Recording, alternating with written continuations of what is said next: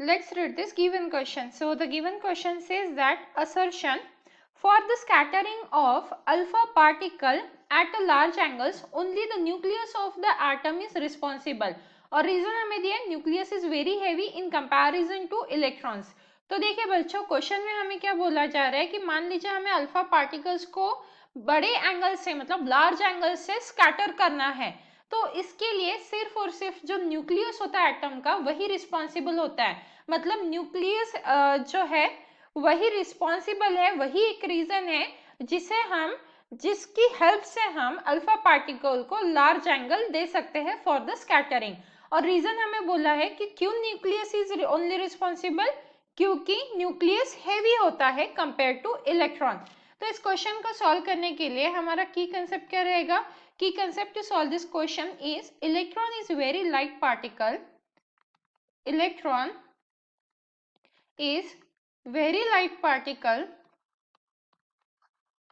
Very light particle as compared to an alpha particle. As compared to alpha particle. तो देखिए हमने की concept में क्या देखा है कि जो इलेक्ट्रॉन है हमारा वो क्या होता है, काफी छोटा पार्टिकल होता है, मतलब वेट में compare to alpha particle. Electron is very light particle, मतलब इसका अगर हम मास देखें इलेक्ट्रॉन का तो वो काफी कम होता है कंपेयर टू अल्फा पार्टिकल.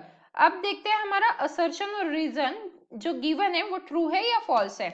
तो देखिए अगर हम इलेक्ट्रॉन और अल्फा पार्टिकल के बीच में कंपैरिजन करें तो कोई कंपैरिजन नहीं बन सकता है, क्योंकि इलेक्ट्रॉन बहुत बहुत लाइट होता है मास में कंपेयर टू अल्फा पार्टिकल. तो अब हम न्यूक्लियस पे आते हैं, क्योंकि असर्शन और रीजन में हमें दिख रहा है कि न्यूक्लियस के बारे में कंपैरिजन किया हुआ है.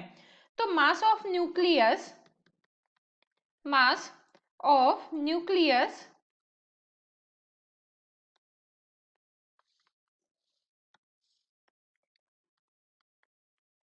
of nucleus is comparable with mass of